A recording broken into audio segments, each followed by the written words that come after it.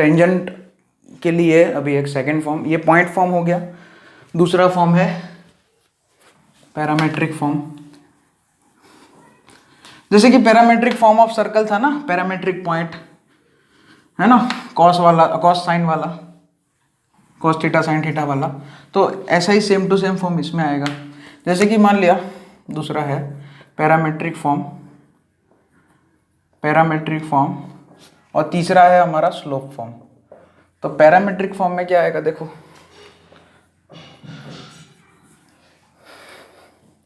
यहाँ पे for circle x square plus y square is equal to a square, simple ले लिया वापस ओरिजिन वाला। ठीक है, इसका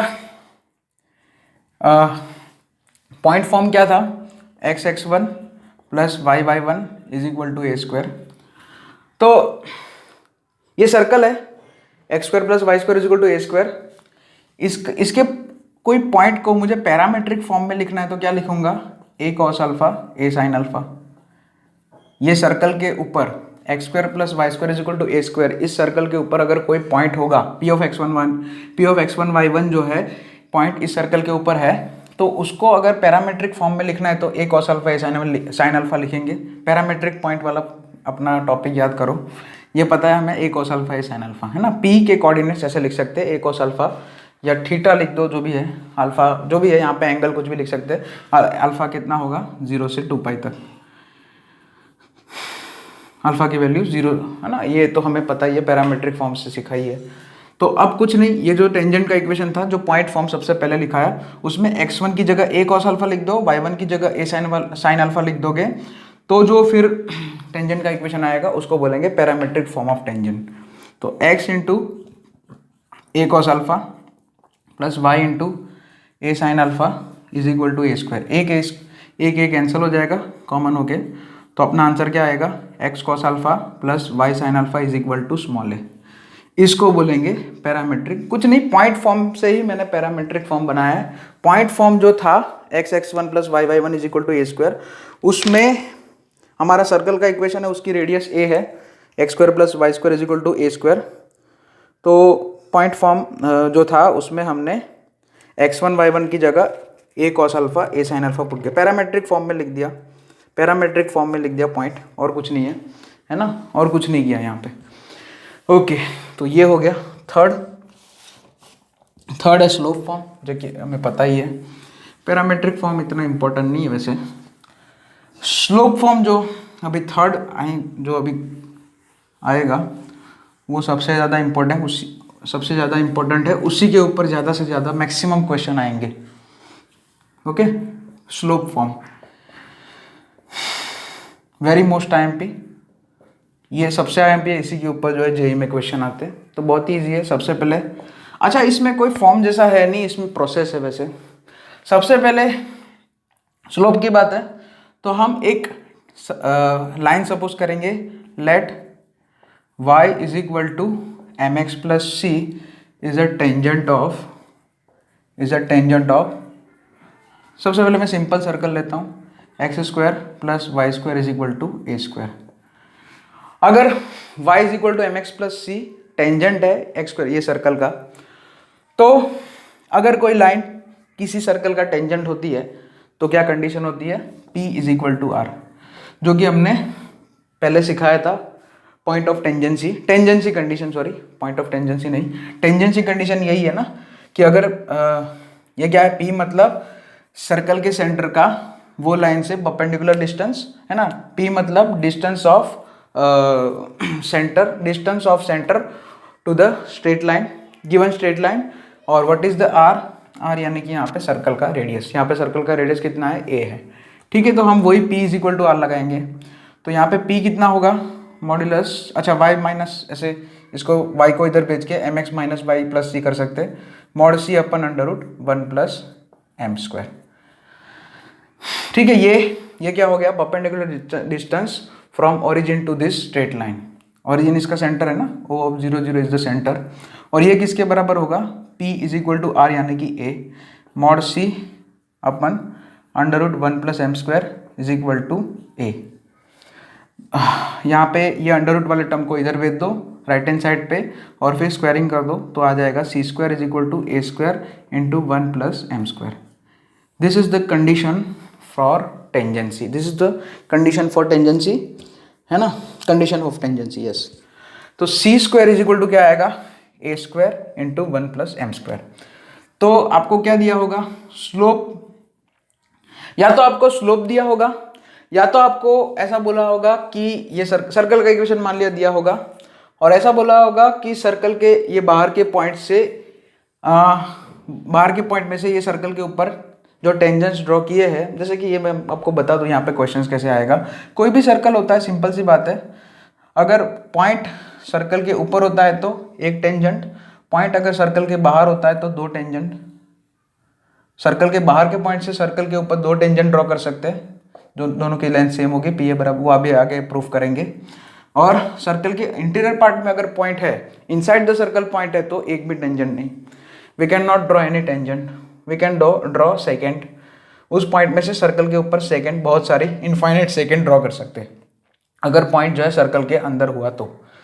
पॉइंट अगर सर्कल के बाहर हुआ तो दो टेंजेंट, एग्जैक्ट टू टेंजेंट्स, हाँ एग्जैक्ट टू टेंजेंट्स। पॉइंट अगर सर्कल के ऊपर है तो एग्जैक्ट वन टेंजेंट, ओके, ये याद रखना। तो यहाँ पे आपको क्वेश्चन आएगा कि सर्कल के बाहर कोई पॉइंट है ना, वो आप चेक कर सकते हैं कैसे, आउटसाइड इनसाइड वाला तो केस पता ही है, पोजीशन ऑफ पॉइंट समझाया है ना, तो वो आप चेक कर सकते हैं कि सर्कल के बाहर है कि सर्कल के अंदर है कि सर्कल के ऊपर है। तो अगर सर्कल के बाहर कोई पॉइंट दिया है तो उस पॉइंट से दो टेंजेंट बना सकते हैं। तो आपको पॉइंट गिवन होगा और ये सर्कल का इक्वेशन दिया होगा, तो कुछ नहीं करेंगे। अच्छा, ये जरूरी नहीं कि हर बार ऐसा सिंपल सर्कल ही मिले, कुछ और सर्कल भी मिल सकते हैं, जैसे कि जनरल फॉर्म का भी सर्कल आ जाएगा। तो प्रोसेस तो यही आएगा, फॉर्मूला खाली इसके लिए है, ये जो फॉर्मूला है वो खाली अगर ऐसा सिंपल सर्कल आएगा, सिंपल सर्कल मतलब जिसका सेंटर ओरिजिन आएगा, तो ये फॉर्मूला आप याद, और ये फॉर्मूला भी याद क्यों करेंगे, याद करने की जरूरत ही नहीं है, हमें मेन तो यही याद रखना है। अगर है ना, जैसे टेंजेंसी कंडीशन हमें सिखाई है, वही बेसिक्स याद रखो, कितने फॉर्मूलाज याद रखेंगे, उससे अच्छा बेसिक्स याद करो, है ना। ये फॉर्मूला खाली सर्कल अगर ऐसा होगा जिसका सेंटर है ना, ओरिजिन वाले सेंटर का जो सर्कल होगा, ओरिजिन सेंटर होगा, तो ही ये फॉर्मूला वर्क करेगा। स्टैंडर्ड फॉर्म में सर्कल आएगा तो फिर उसमें तो वही प्रोसेस करने पड़े, प्रोसेस तो यही है ना, P is equal to R, यानी कि perpendicular distance from the centre of the circle to the straight line is equal to radius, बस यही करना है ना, क्वेश्चन को सॉल्व कर दे, यही काम करना है, ठीक है। तो अब कुछ नोट्स लिखा देता हूं। अच्छा, यहाँ पे जैसे कि सी स्क्वायर इज इक्वल टू ये आया, तो सी की वैल्यू क्या आएगी, प्लस और minus a under root 1 plus m square. तो यहाँ पे जो टेंजेंट है वो क्या होंगे, y, टेंजेंट का इक्वेशन क्या होगा, y is equal to plus और माइनस c की वैल्यू पुट कर दो a under root 1 plus m square. यहाँ पे देख सकते हैं प्लस और माइनस है, यानी कि दो टेंजेंट मिलेंगे, बहुत ही सिंपल सी बात है। m गिवन स्लोप है, m गिवन स्लोप है, तो m स्लोप वाले सर्कल पे m is a unique slope, ठीक है। तो m स्लोप के सर्कल के ऊपर दो टेंजेंट हो सकते हैं, जैसे कि यहाँ पे एक टेंजेंट ऐसे हो गया तो दूसरा टेंजेंट उसके पैरेलल ये साइड आ जाएगा। एम स्लोप वाले दो टेंजेंट हो गए, पैरेलल टेंजेंट, पैरेलल टेंजेंट्स, बस डिपेंड करेगा ये सी की वैल्यू पे, एक प्लस वाली होगी एक माइनस वाली होगी, है ना।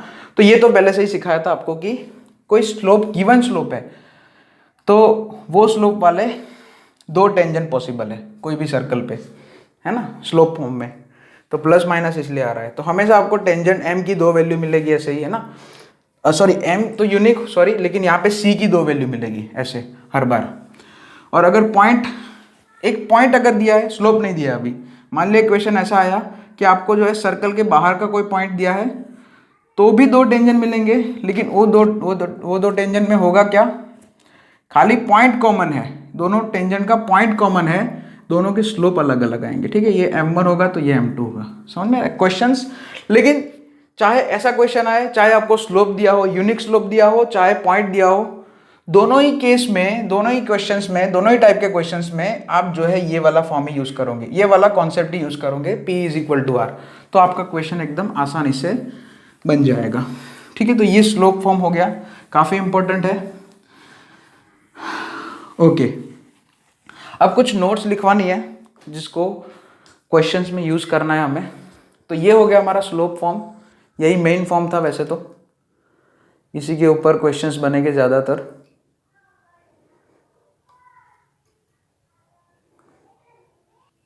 चलो तो कुछ इंपॉर्टेंट पॉइंट्स करके लिखा था हूँ, पॉइंट्स। उसमें first point,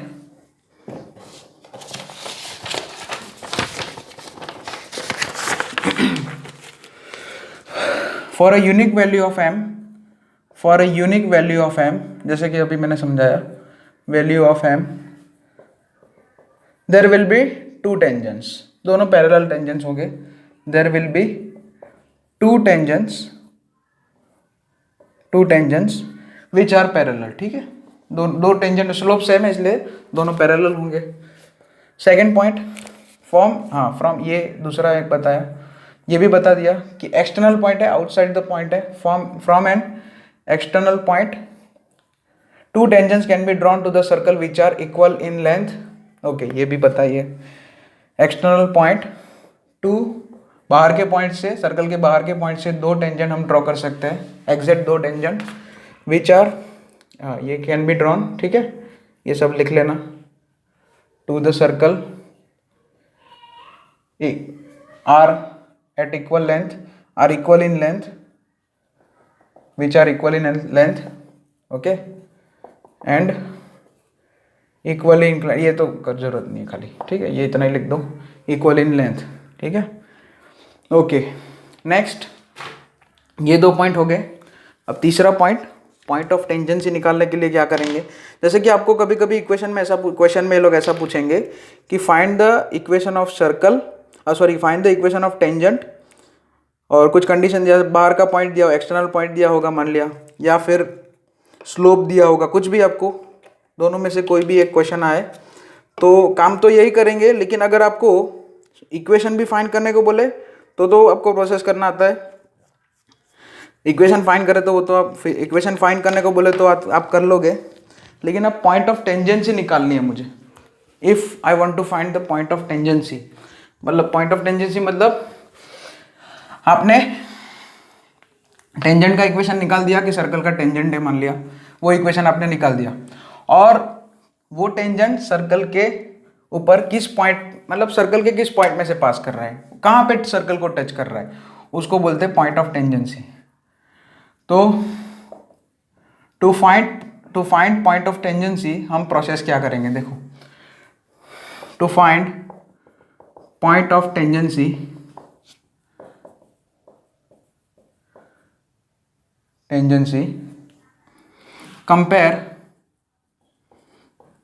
compare equation of tangent, मतलब जो आपने निकाला वो, कंपेयर इक्वेशन ऑफ टेंजेंट, जो आपको जो टेंजेंट का इक्वेशन पूछा है क्वेश्चन में, वो इक्वेशन को किससे कंपेयर करना है, compare equation of tangent to the tangent in the point form, tangent in the point form मतलब वो x1 वाला,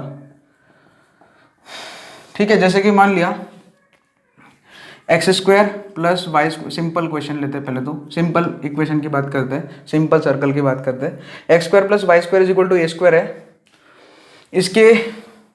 इस मतलब ये क्वेश्चन जो ये है सर्कल, उसके बाहर का कोई पॉइंट दिया होगा, बोले यहाँ पे फिर पूछा जाएगा क्वेश्चन में, ऐसा क्वेश्चन इन लोगों ने क्वेश्चन में ऐसा पूछा होगा कि इस पॉइंट से, ये सर्कल के आउटसाइड द पॉइंट है, सर्कल का बाहर का पॉइंट है, इस बाहर वाले पॉइंट से सर्कल के ऊपर टेंजेंट हम ड्रॉ कर सकते हैं, ठीक है, पता है, वो दोनों टेंजेंट के इक्वेशन निकालो और पॉइंट ऑफ टेंजेंट, दोनों टेंजेंट के लिए पॉइंट ऑफ टेंजेंसी निकालो।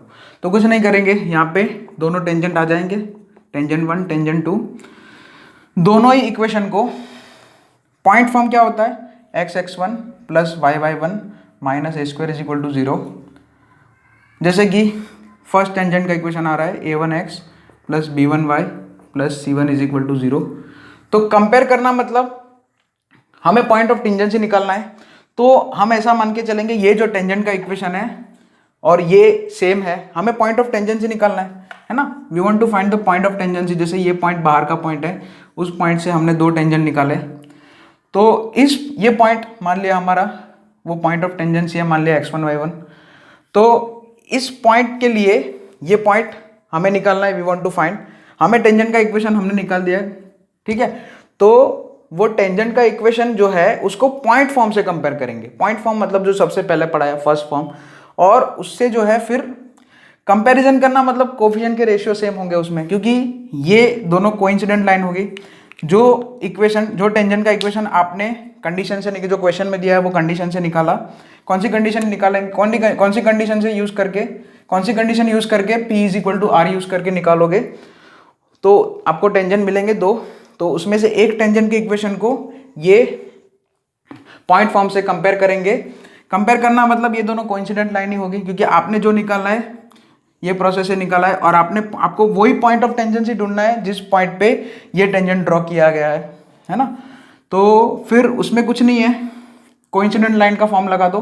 अगर दो लाइन कोइंसिडेंट होती है तो उसमें क्या होता है, x के कोफिशिएंट का रेशियो इज इक्वल टू, तीनों कोफिशिएंट के रेशियो सेम होते हैं, है ना। Coefficient of ratio of coefficient of x is equal to ratio of coefficient of y is equal to ratio of constant term, ठीक है।